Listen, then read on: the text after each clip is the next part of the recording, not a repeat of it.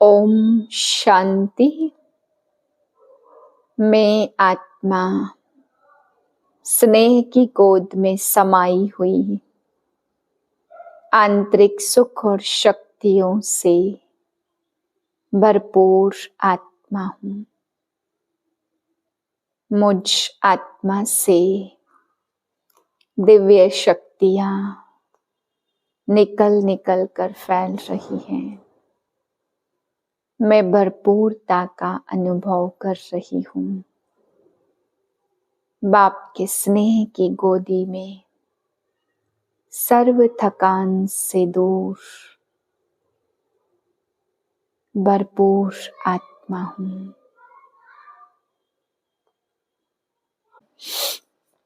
आज की पॉइंट है अनेकता में एकता। तो प्रैक्टिकल में अनेक देश, अनेक भाषाएं, अनेक रंग रूप, लेकिन अनेकता में भी सबके दिल में एकता है ना, क्योंकि दिल में एक बाप है। एक श्रीमत पर चलने वाले हो। अनेक भाषाओं में होते हुए भी मन का गीत, मन की भाषा एक है। आज बाबा समझाते कि जो बच्चे बाप की यथार्थ मोहब्बत में मस्त रहते हैं, संकल्प से भी बाप के ऊपर सरेंडर है, वह सदा, बाबा कहते मेहनत का अनुभव कभी नहीं करते, सदा ही अनुभव करते कि स्नेह की गोदी में पल रहे हैं। फिर बाबा आज समझा रहे बच्चे यथार्थ याद क्या है। जरूरी नहीं है कि आप बच्चों को बैठ करके ही योग सिखलाना है या योग कराना है। बाबा कहते कई बच्चे कहते हमें योग कराओ, निष्ठा में बिठाओ, तो बाबा आज डायरेक्शन देते बच्चे चलते फिरते उठते बैठते एक बाप की याद में रहने की आदत डालो। फिर बाबा समझा रहे कि तुम बच्चों को बहुत बहुत सेवाएं करनी है। अनेक गांव है, अनेक शहर हैं जहाँ तक अभी पैगाम नहीं पहुंचा, तो बाबा कहते हैं आप सब बच्चों को पैगाम पहुंचाना है, इसके लिए प्रदर्शनी करनी है। जब बहुत सेवा करेंगे तभी ऊंचा पद पा सकेंगे। फिर बाबा दृष्टि के लिए भी कह रहे हैं कि बाबा कहते बच्चे तुम्हारी कुदृष्टि नहीं जानी चाहिए, यह बहुत बड़ा पाप है। इस समय तुम्हें पावन बनना है, पावन दुनिया में जाना है। इसलिए बाप कहते हैं बच्चे इस अंतिम जन्म पावन बनो, बुरी दृष्टि रखना भी पाप है। 7/2/2025 के महावाक्य हैं। मीठे बच्चे तुम्हें चलते फिरते याद में रहने का अभ्यास करना है। ज्ञान और योग यही दो मुख्य चीजें हैं। योग माना याद। प्रश्न है अक्लमंद होशियार बच्चे कौन से बोल मुख से नहीं बोलेंगे। उत्तर है हमें योग सिखलाओ, यह बोल अक्लमंद बच्चे नहीं बोलेंगे। बाप को याद करना सीखना होता है क्या? यह पाठशाला है पढ़ने पढ़ाने के लिए, ऐसे नहीं याद करने के लिए कोई खास बैठना है। तुम्हें कर्म करते बाप को याद करने का अभ्यास करना है। ओम शांति। अब रूहानी बाप बैठ रूहानी बच्चों को समझाते हैं। बच्चे जानते हैं रूहानी बाप इस रथ द्वारा हमको समझा रहे हैं। अब जबकि बच्चे हैं तो बाप को व किसी बहन व भाई को कहना कि मुझे बाबा को याद करना सिखलाओ, यह रॉन्ग हो जाता। तुम कोई छोटी बच्चियां तो हो नहीं, यह तो जानते हो मुख्य है रूह, वह तो है अविनाशी। शरीर है विनाशी, बड़ा तो रूह हुआ ना। अज्ञान काल में यह ज्ञान किसको नहीं रहता कि हम आत्मा हैं, शरीर द्वारा बोलते हैं। देह अभिमान में आकर बोलते मैं यह करता हूँ। अभी तुम आत्म अभिमानी बनते हो। जानते हो आत्मा कहती है मैं इस शरीर द्वारा बोलती हूँ, कर्म करती हूँ। बाप समझाते यह बोल बहुत करके सुने जाते हैं। कहते हैं हमको योग में बिठाओ, सामने एक बैठते हैं इस ख्याल से कि हम भी बाबा की याद में बैठे, यह भी बैठे। अब पाठशाला कोई इनके लिए नहीं है, पाठशाला तो पढ़ाई के लिए है, बाकी ऐसे नहीं यहाँ बैठकर सिर्फ तुम्हें याद करना है। बाप ने समझाया, चलते फिरते उठते बैठते बाप को याद करो। इसके लिए खास बैठने की भी दरकार नहीं।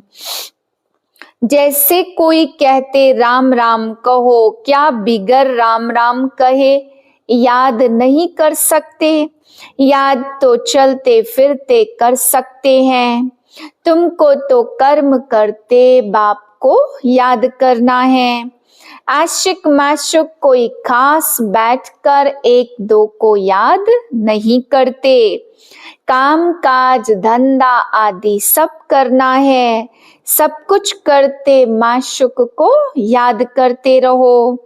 ऐसे नहीं उनको याद करने के लिए खास कहाँ जाकर बैठना है। तुम बच्चे गीत कविताएं आदि सुनाते हो तो बाबा कहते यह भक्ति मार्ग के हैं। कहते भी हैं शांति देवा, सो तो परमात्मा को ही याद करते, ना कि श्री कृष्ण को। ड्रामा अनुसार आत्मा अशांत हो पड़ी है तो बाप को पुकारती है, क्योंकि शांति सुख ज्ञान का सागर वह है। ज्ञान और योग मुख्य दो चीजें हैं। योग माना याद, उन्हों का हठ योग बिल्कुल ही अलग है और तुम्हारा है राजयोग। बाप को सिर्फ याद करना है। बाप द्वारा तुम बाप को जानने से सृष्टि के आदि मध्य अंत को जान गए हो। तुमको सबसे बड़ी खुशी तो यह है कि हमको भगवान पढ़ाते हैं। भगवान का भी पहले पहले पूरा परिचय होना चाहिए। ऐसा तो कभी नहीं जाना कि जैसे आत्मा स्टार है वैसे भगवान भी स्टार है। वह भी आत्मा है, परंतु उनको परमात्मा सुप्रीम सोल कहा जाता है। वह कभी पुनर्जन्म तो लेते नहीं है। ऐसे नहीं कि वह जन्म मरण में आते हैं, नहीं, पुनर्जन्म नहीं लेते। खुद आकर समझाते हैं मैं कैसे आता हूँ। त्रिमूर्ति का गायन भी भारत में है। त्रिमूर्ति ब्रह्मा विष्णु शंकर का चित्र भी दिखाते हैं। शिव परमात्माए नमः कहते हैं ना, उस ऊंचते ऊंच बाप को भूल गए हैं। सिर्फ त्रिमूर्ति चित्र दे दिया है। ऊपर में शिव तो जरूर होना चाहिए, जिससे यह समझे कि इनका रचयिता शिव है। रचना से कभी वर्षा मिल नहीं सकता। तुम जानते हो ब्रह्मा से कुछ भी वर्षा नहीं मिलता। विष्णु को तो हीरे जवाहरों का ताज है। शिव बाबा द्वारा फिर पेनी से पाउंड बने हैं। शिव का चित्र न होने से सारा खंडन हो जाता। ऊंचते ऊंच है परमपिता परमात्मा, उनकी यह रचना है। अभी तुम बच्चों को बाप से स्वर्ग का वर्षा मिलता 21 जन्मों के लिए। भल वहां फिर भी समझते लौकिक बाप से वर्षा मिला है। वहां यह पता नहीं कि बेहद के बाप से पाई हुई प्रारब्ध है। यह तुमको अभी पता है। अभी की कमाई वहां 21 जन्म तक चलती है। वहां यह मालूम नहीं रहता कि इस ज्ञान का बिल्कुल पता नहीं रहता। यह ज्ञान न देवताओं में है न शूद्रों में रहता। यह ज्ञान है ही तुम ब्राह्मणों में, यह है रूहानी ज्ञान। स्पिरिचुअल का अर्थ भी नहीं जानते। डॉक्टर ऑफ फिलोसॉफी कहते हैं डॉक्टर ऑफ स्पिरिचुअल नॉलेज एक ही बाप है। बाप को सर्जन भी कहा जाता। साधु सन्यासी आदि कोई सर्जन थोड़े हैं। वेद शास्त्र आदि पढ़ने वालों को डॉक्टर थोड़े कहेंगे। भल टाइटल भी देते हैं, परंतु वास्तव में है रूहानी सर्जन। एक बाप जो रूह को इंजेक्शन लगाते वह है भक्ति। उनको कहना चाहिए डॉक्टर ऑफ भक्ति, अथवा शास्त्रों का ज्ञान देते हैं। उनसे फायदा तो कुछ भी नहीं होता। नीचे गिरते ही जाते तो उनको डॉक्टर कैसे कहेंगे? डॉक्टर तो फायदा पहुंचाते हैं ना। यह बाप तो है अविनाशी ज्ञान सर्जन। योग बल से तुम एवर हेल्दी बनते हो। यह तो तुम बच्चे ही जानते, बाहर वाले क्या जाने। उनको अविनाशी सर्जन कहा जाता। आत्माओं में जो खाद पड़ी है उसे निकालना, पतित को पावन बनाकर सदगति देना, यह बाप में शक्ति है। ऑलमाइटी पतित पावन एक फादर है। ऑलमाइटी कोई मनुष्य को कह नहीं सकते। तो बाप कौन सी शक्ति दिखाते? सर्व को अपनी शक्ति से सदगति देते हैं। उनको कहेंगे doctor of spiritual knowledge. Doctor of philosophy यह तो ढेर के ढेर मनुष्य है। स्पिरिचुअल डॉक्टर एक है। तो अब बाप कहते अपने को आत्मा समझ, मुझ बाप को याद करो। पवित्र बनो, मैं आया ही हूँ पवित्र दुनिया स्थापन करने। फिर तुम पतित क्यों बनते हो? पावन बनो, पतित मत बनो। सभी आत्माओं को बाप का डायरेक्शन है। ग्रस्त व्यवहार में रहते कमल फूल समान पवित्र बनो। बाल ब्रह्मचारी बनो तो फिर पवित्र दुनिया के मालिक बन जाएंगे। इतने जन्म जो पाप किए हैं, अब मुझे याद करने से पाप भस्म हो जाएंगे। मूल वतन में पवित्र आत्माएं ही रहती हैं। पतित तो कोई भी जा नहीं सकते। बुद्धि में यह तो याद रखना ही है, बाबा हमको पढ़ाते हैं। स्टूडेंट ऐसे कहेंगे क्या कि हमको टीचर की याद सिखलाओ? याद सिखलाने की क्या दरकार है? यहाँ संदली पर कोई न बैठे तो भी हर्जा नहीं है। अपने बाप को याद करना है।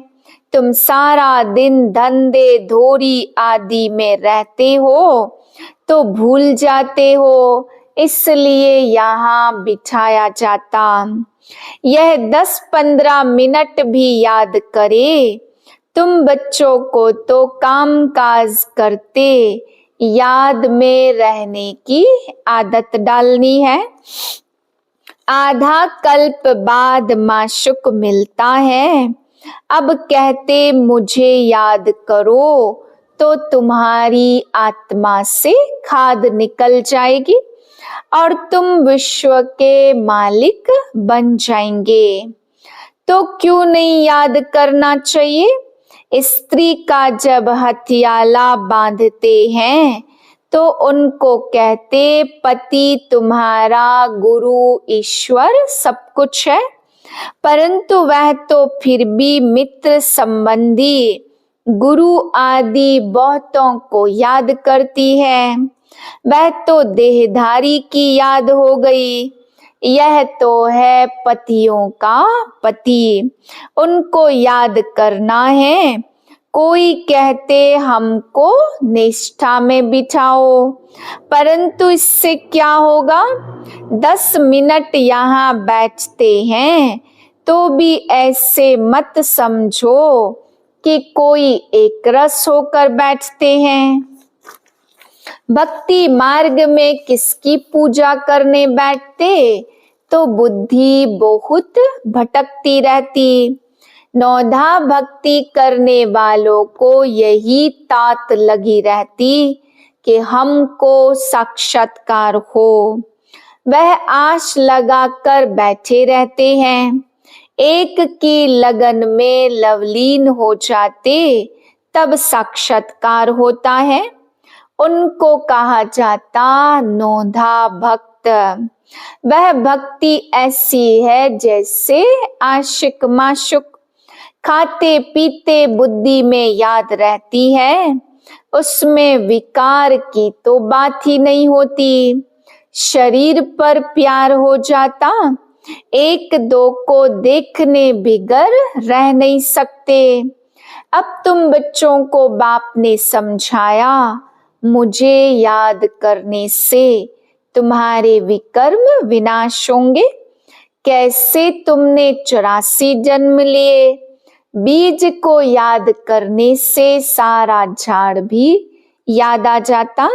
यह वैरायटी धर्मों का झाड़ है। अब आयरन एज में है, पहले गोल्डन एज भारत था। यह अंग्रेजी अक्षर अच्छे हैं, इनका अर्थ अच्छा निकलता है। आत्मा सच्चा सोना होती है, फिर उनमें खाद पड़ती है। अभी आत्मा बिल्कुल झूठी हो गई है। आत्माएं आयरन एजेड होने से जेवर भी ऐसा हो गया है। अभी बाप कहते मैं पतित पावन हूँ, माँ में कम याद करो। तुम मुझे बुलाते हो, हे पतित पावन आओ।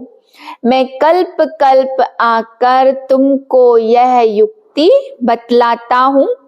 मन मना भव मध्याजी भव, अर्थात स्वर्ग के मालिक बनो। कोई कहते हमको योग में बहुत मजा आता, ज्ञान में इतना मजा नहीं है। बस योग करके यह भागेंगे, योग ही अच्छा लगता। कहते हमको तो शांति चाहिए। अच्छा, बाप को तो कहाँ भी बैठकर याद करो। याद करते करते तुम शांति धाम में चले जाएंगे। इसमें तो योग सिखलाने की कोई बात नहीं है। बाप को याद करना है। ऐसे बहुत हैं जो सेंटर्स पर जाकर आधा पौना घंटा बैठते हैं, कहते हैं हमको योग कराओ, या कहेंगे बाबा ने प्रोग्राम दिया है निष्ठा का। यहाँ बाबा कहते चलते फिरते याद करो। बल सारी रात बैठो, बाबा मना नहीं करते, परंतु ऐसी आदत थोड़ी डालनी है कि बस रात को ही याद करना है। आदत यह डालनी है कि काम काज करते याद में रहना है। भक्ति मार्ग में बुद्धि भाग जाती, फिर अपने को चुटकी काटते। सच्चे भक्त जो होते उनकी बात करते हैं। तो यहाँ भी अपने साथ ऐसी ऐसी बातें करनी चाहिए। बाबा को क्यों नहीं याद किया? याद नहीं करेंगे तो विश्व के मालिक कैसे बनेंगे? आशिक माशुक तो नाम रूप में फंसे रहते हैं। यहाँ तो तुम अपने को आत्मा समझ बाप को याद करते हो। हम आत्मा इस शरीर से अलग हैं। शरीर में आने से कर्म करना होता, बहुत ऐसे भी हैं जो कहते हैं हम दीदार करें। अब दीदार क्या करेंगे, वह तो बिंदी है ना। अच्छा, कोई कहते श्री कृष्ण का दीदार करे। श्री कृष्ण का तो चित्र भी है। जो जड़ है सो फिर चैतन्य में देखेंगे, तो इससे फायदा क्या हुआ। साक्षात्कार से थोड़ी फायदा होगा। तुम बाप को याद करो तो आत्मा पवित्र हो। नारायण का साक्षात्कार होने से नारायण थोड़े बन जाएंगे। तुम जानते हो हमारी एम ऑब्जेक्ट ही है लक्ष्मी नारायण बनने की, परंतु पढ़ने बिगर थोड़े पढ़ेंगे। पढ़कर होशियार बनो, प्रजा भी बनाओ, तब लक्ष्मी नारायण बनेंगे। मेहनत है ना, पास विद ऑनर होना चाहिए।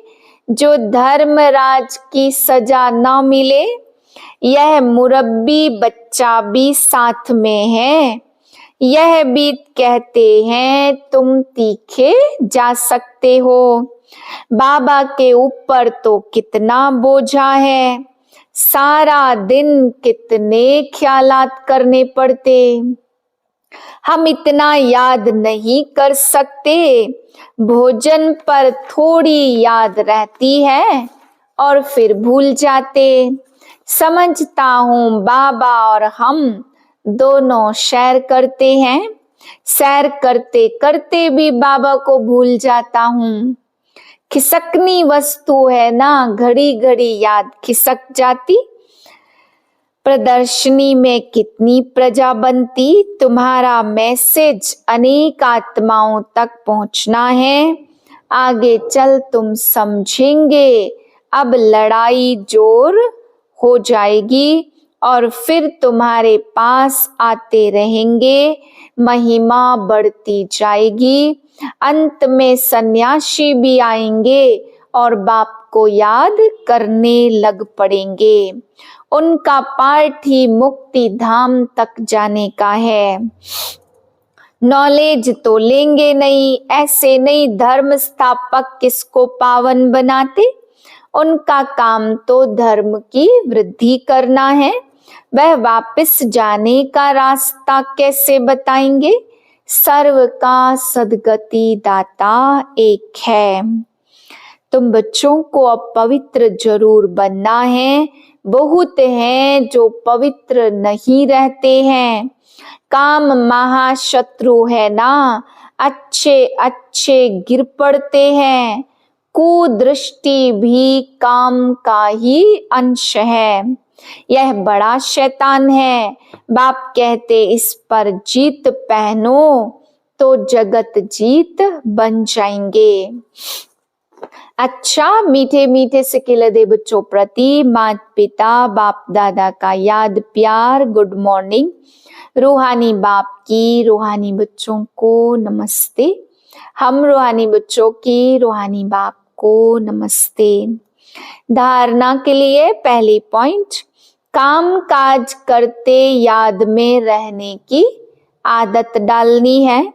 बाप के साथ जाने व पावन नई दुनिया का मालिक बनने के लिए पवित्र जरूर बनना है। दूसरी पॉइंट है, उच्च पद पाने के लिए बहुतों की सेवा करनी है। बहुतों को पढ़ाना है। मैसेंजर बन यह मैसेज सभी तक पहुंचाना है। वरदान स्नेह की गोद में आंतरिक सुख व सर्व शक्तियों का अनुभव करने वाले यथार्थ पुरुषार्थी भाव। जो यथार्थ पुरुषार्थी हैं वे कभी मेहनत व थकावट अनुभव नहीं करते। सदा मोहब्बत में मस्त रहते हैं। वे संकल्प से भी सरेंडर होने के कारण अनुभव करते कि हमें बाप दादा चला रहे हैं। मेहनत के पांव से नहीं, लेकिन स्नेह की गोदी में चल रहे हैं। स्नेह की गोद में सर्व प्राप्तियों की अनुभूति होने के कारण वह चलते नहीं, लेकिन सदा खुशी में, आंतरिक सुख में, सर्व शक्तियों के अनुभव में उड़ते रहते हैं। स्लोगन है, निश्चय रूपी फाउंडेशन पक्का है तो श्रेष्ठ जीवन का अनुभव स्वतः होता है।